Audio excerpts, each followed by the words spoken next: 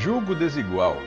Ao contrário dos muitos versículos da Bíblia, aos quais se fazem pouca ou nenhuma alusão, o tema do julgo desigual desponta como um dos mais controversos. A maioria dos pastores determina que os membros de suas igrejas passem a observá-lo em variados comportamentos. Nossa missão neste vídeo é descobrir o que realmente significa este taxativo alerta para o cristão de hoje. Esses nossos versículos são tão controversos e eles conseguiram promover controvérsia nos dois testamentos. Abrangem quase todo mundo. São controversos para jovens e adultos, para animais e pessoas, para católicos e protestantes, e para quem está para se casar e para quem já é casado. Só não chegaram às crianças, ainda. Mas a criatividade sem limite dos promotores do circuito gospel nos faz crer que não demorará muito para que elas também sejam contaminadas. Eis aí para a nossa apreciação. Não permitirás que se ajuntem misturadamente os teus animais de diferentes espécies. Levítico 19:19. Não se ponham em julgo desigual com descrentes, pois o que tem em comum a justiça e a maldade? O que comunhão pode ter a luz com as trevas? Que harmonia entre Cristo e Belial? Que há de comum entre o crente e o descrente? Que acordo há entre o templo de Deus e os ídolos? 2 Coríntios 6, 14 a 16. A questão crucial para Paulo não era o crente, mas o descrente. Era necessário distinguir de imediato o descrente, para poder de todas as formas resguardar os crentes. Nunca foi uma causa tão simplista quanto dizer: não se case com esse, não faça negócio com aquele, não se deixe subjugar por aquele outro. Não era tão somente impor uma divisão estanque entre evangélicos e não evangélicos. Era o intrínseco das relações humanas elevado à máxima potência. Sempre foi uma questão de justiça contra a maldade, da luz contra as trevas, de Cristo contra Belial, de Deus contra os ídolos. Não vamos nos iludir que o fiel dessa balança esteja sempre acusando que a iniquidade está sempre do outro lado, fora da igreja. Nossas comunidades religiosas estão cheias de impiedade, injustiça e trevas. De Belial e seus ídolos já perdemos a conta. Se fosse diferente, não seria igreja, seria o céu. O propósito de Paulo nesse texto era preservar o crente, mas nós o entendemos como a denúncia de um pecado. Não se põe um julgo desigual, senão você vai para o inferno. Não se envolva com não evangélicos, senão você vai transgredir a lei de Deus, quando na verdade é justamente o contrário. Não permita que os flagrantes transgressores da lei de Deus, tanto na igreja quanto fora dela, venham ali subjugar, venham ali oprimir e fazer com que você se sinta mal sendo fiel a Deus. Paulo volta a esse tema em Colossenses 2:8, quando diz: Tende cuidado, para que ninguém vos faça presa sua, por meio de filosofias e vãs sutilezas, segundo a tradição dos homens, segundo os rudimentos do mundo e não segundo Cristo, porque nele habita corporalmente toda a plenitude da divindade. Afinal, quem eram esses tais descrentes denunciados por Paulo? Com base na sua primeira epístola a essa igreja, podemos identificar pelo menos 4 grupos. Os separatistas, que se discerniam pelos nomes de Paulo, Apolo, Pedro e Cristo. O segundo grupo, esse mais perigoso e mais descrente, composto por chefes de família incestuosos, que estavam exigindo favores sexuais de suas filhas na fé, ou seja, das moças que se convertiam ao cristianismo, por isso eram expulsas de suas casas e adotadas pelas famílias dos convertidos. Paulo não precisava fazer referência ao incesto doméstico, porque as leis romanas já o coibiam. O terceiro grupo, mais perigoso ainda, das mulheres que promoviam o avanço de práticas e doutrinas pagãs na igreja. Era composto pelas sacerdotisas do templo de Diana, que haviam aderido à fé cristã, mas que ainda queriam preservar a sua autoridade religiosa e não se desvincular dos rituais pagãos dos quais eram protagonistas. Paulo toma uma decisão, impelido pela distância e pela urgência, decisão essa que hoje é muito contestada, ao decretar que essas mulheres se calem na igreja e que sejam submissas aos líderes formados por ele. O quarto grupo de descrentes, esse extremamente perigoso, era composto pelos espirituais de Corinto, aqueles que se diziam exclusivamente de Jesus, e por conta disso, mais espirituais, mais capazes, mais sábios e mais aptos a dirigir a igreja. A esses, Paulo dedica uma de suas pérolas literárias. Pois quem torna você diferente de qualquer outra pessoa? O que você tem que não tenha recebido? E se o recebeu, por que se orgulha como se assim não fosse? Vocês já têm tudo que querem, já se tornaram ricos, chegaram a ser reis, e sem nós. Como eu gostaria que vocês realmente fossem reis, para que nós também reinássemos com vocês. Porque me parece que Deus nos pôs a nós, os apóstolos, em último lugar. 1 Coríntios 4, de 7 a 9. Mas como acontece com a maioria dos textos bíblicos, cada um faz a leitura que lhe convém, reduzindo ou ampliando a abrangência da sua mensagem. Por causa desse pequeno detalhe é que despontam aqueles que detectam julgo desigual na união conjugal de cristãos, principalmente mulheres, com pessoas de outros credos. Alguns pregadores chegam a afirmar que a mulher cristã que se casa com um homem não cristão leva o próprio diabo para dentro de casa. Uma declaração por demais infeliz, sequer pensada pelo apóstolo. As igrejas do primeiro século eram basicamente compostas por pessoas cujos familiares permaneciam nas suas crenças de origem. No ano 57, quando foi escrita essa carta, era muito raro encontrar uma família cujos membros eram todos cristãos. De outra forma, a segunda geração de fiéis ainda era muito jovem para se casar, e Paulo não seria inconsequente a ponto de causar tamanha desestabilização familiar. A recomendação que faz em 1 Coríntios 7, 12 a 14 é totalmente contraditória. Aos outros eu mesmo digo isto, não o Senhor. Se um irmão tem mulher descrente e ela se dispõe a viver com ele, não se divorcie dela. E se uma mulher tem marido descrente e ele se dispõe a viver com ela, não se divorcie dele, pois o marido descrente é santificado por meio da mulher, e a mulher descrente é santificada por meio do marido. Se assim não fosse, seus filhos seriam impuros, mas agora são santos. Eu fui membro de uma igreja na qual os dois maiores e mais destacados dizimistas eram donas de casa, cuja renda era provida por maridos não evangélicos e que sequer iam à igreja, mas por amor às suas esposas contribuíam generosamente com a causa que elas abraçaram. Não seria de diabos assim que a igreja está precisando hoje?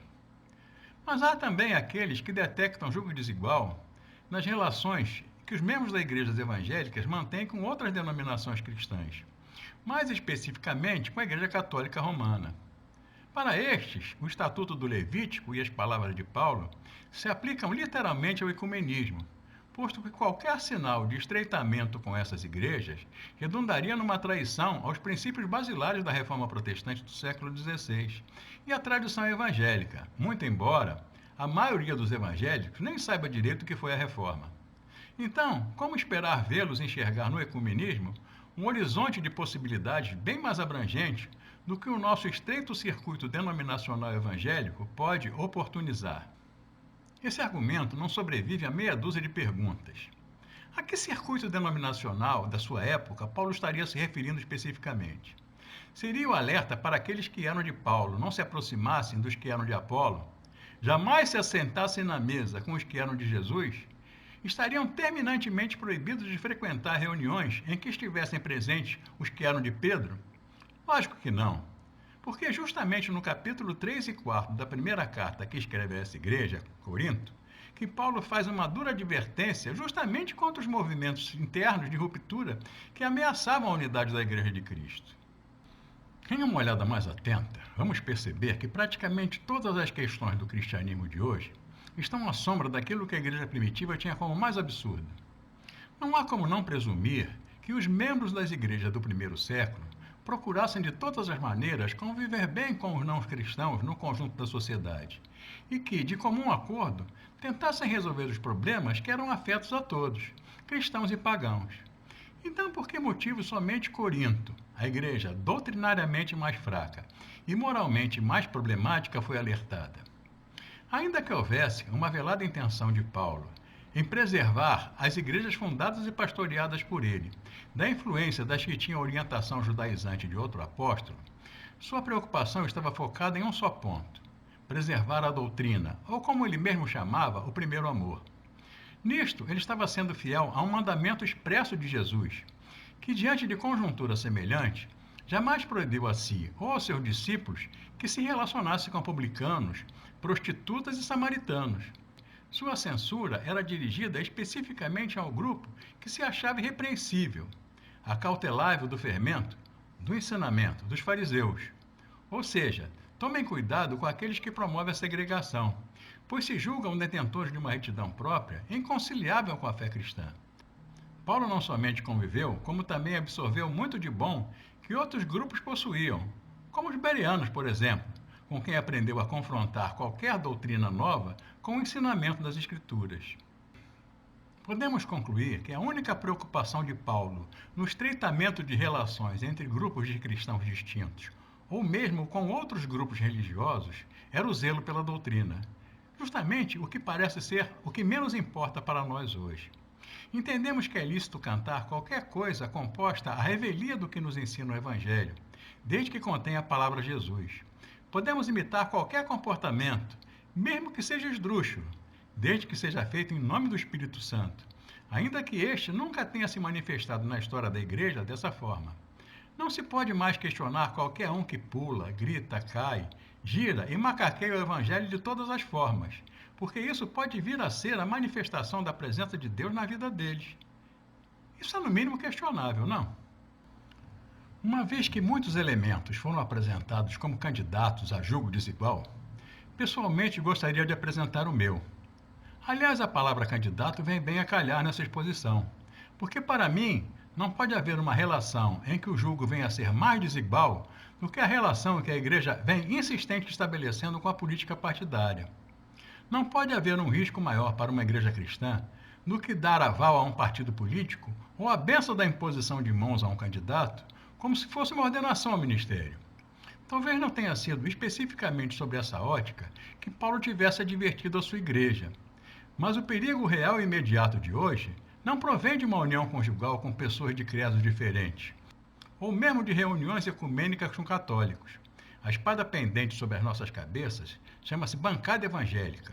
Vereadores, deputados, governadores, senadores e até presidentes que se elegeram quase que exclusivamente com os votos de nossas igrejas.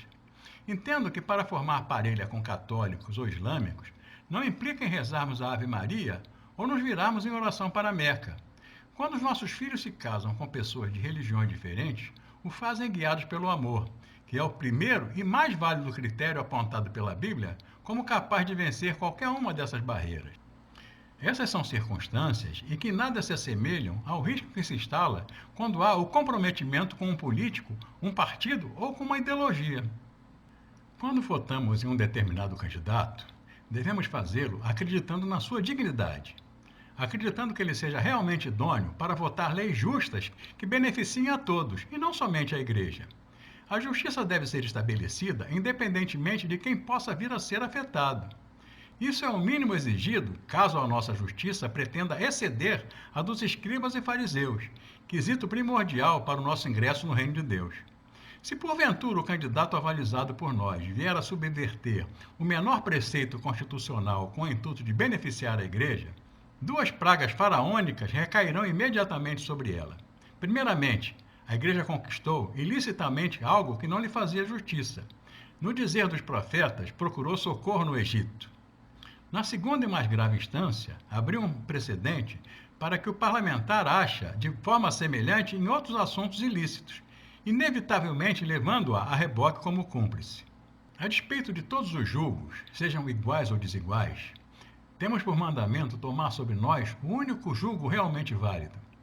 O jugo suave e o fardo leve daquele que andou pela terra fazendo bem, do mestre que curou o servo do centurião opressor, que exaltou a perseverança de uma estrangeira, que bebeu água do cântaro da que era proscrita dentre os execrados, que se sensibilizou com o carinho de uma prostituta, mas que aos medalhões honrados chamou de raposinhas, raças de víboras e sepulcros caiados, contra o ranço judaico que apedrejava sem piedade qualquer um que se casasse, ou tivesse relações estreitas com estrangeiros, Deus enviou seu Filho, para que pudessem ser também seus filhos o que antes eram estrangeiros, gentios, imorais, impuros e profanos, para que por meio desse povo que passaria a se chamar pelo seu nome, o amor pudesse ser o parâmetro entre todas as relações no mundo. O mundo para muito além do estreito limite das relações consideradas lícitas por boa parte da Igreja.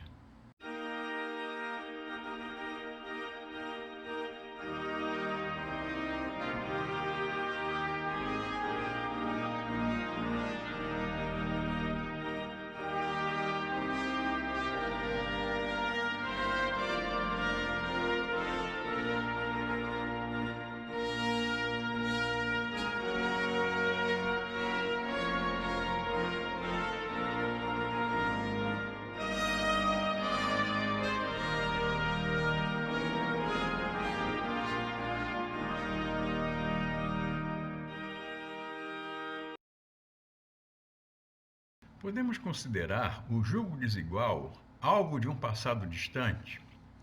Atualmente, o tal julgo desigual poderia ser reconhecido por outro nome? Nas questões aqui levantadas, qual pode ser mais perceptível na atualidade? Um líder religioso pode determinar comportamentos quando não tem formação profissional para tal? Obrigado por nos assistir até o final.